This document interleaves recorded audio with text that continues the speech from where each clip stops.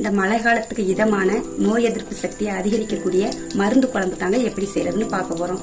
1.5 spoon மிளகு, 1 spoon சீரகம், 1/4 spoon கடுகு, 1/4 ஸ்பூன் வெந்தயம். கடுகு வெந்தயம் கம்மியாவே போட்டுக்கோங்க, அதிகமா சேர்த்தா கசப்பு தன்மை வந்துடும். ஒரு சின்ன துண்டு கட்டி பெருங்காயத்தை ஒன்றும் அதிகமா உடைச்சி வச்சிருக்கேன். 3 ஸ்பூன் முழு மல்லி, 3 முழு வத்தல், ஒரு அரைச்சல் தேங்காவை பொடிசா கட் பண்ணி வச்சிருக்கேன்.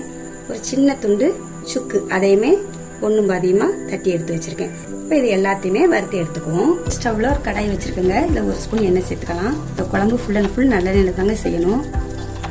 இப்போ நம்ம எடுத்து வச்ச மசாலா ஜாமான் எல்லாத்தையும் இதில் போட்டுக்கலாம். மிளகு, கடுகு எல்லாம் இப்படி வெடிச்சு வர்றது வரைக்கும் வறுத்துக்கோங்க. இப்போ இது கூட ஒரு கொத்து கருவேப்பிலையும் சேர்த்துக்கலாம்.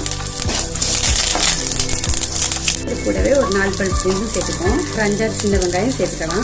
2 பெரிய சைஸ் தக்காளியை கட் பண்ணி வச்சிருக்கேன், அதையும் சேர்த்துக்கலாம். இது எல்லாத்தையும் நல்லா வதக்கிக்கலாம். ஸ்டவ் ஆஃப் பண்ணிடலாம்.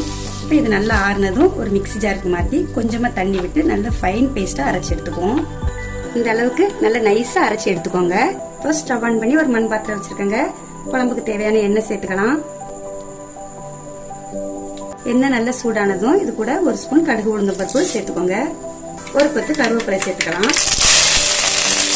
கருவேப்பிலை நல்லா பொரிஞ்சதும் இது கூட ஒரு 20 பல் பூண்டு தோலை உரிச்சு சேர்த்துக்கோங்க. கூடவே ஒரு 3/4 கப் சின்ன வெங்காயம் முழுசாக தான் போட்டுக்கோங்க, அதையும் சேர்த்துக்கலாம். இந்த வெங்காயம் பூண்டு ரெண்டையும் நல்லா வதக்கிக்கோங்க. வெங்காயம் பூண்டு நல்ல கலர் மாதிரி அழகாக வதங்கி வந்திருக்கு.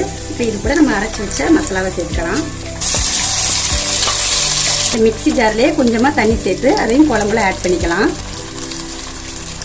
தண்ணி சேர்த்துக்கலாம். நிறைய சேர்க்க வேண்டாங்க, இந்த குழம்பு கொஞ்சம் திக்காக இருந்தால் தான் நல்லாயிருக்கும். தேவையான கொஞ்சமாக உப்பு போட்டுக்கலாம். நான் கல் உப்பு தாங்க போடுறேன். இப்போ இதை நல்லா மிக்ஸ் பண்ணி விட்டுட்டு இது கூடவே ஒரு சின்ன லெமன் சைஸ் புளியை தண்ணியில் கரைச்சி வச்சிருக்கேன், அந்த புளி கரைசலையும் இது கூட சேர்த்துக்கலாம்.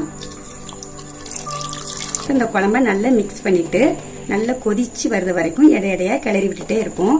நல்லா குழம்பு கொதிச்சு திக்காகி வரணும்.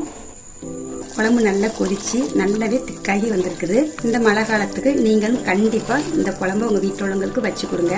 சளி, இருமல், தொண்டை சம்பந்தமான எல்லாத்துக்குமே இந்த குழம்பு ரொம்பவே நல்லது.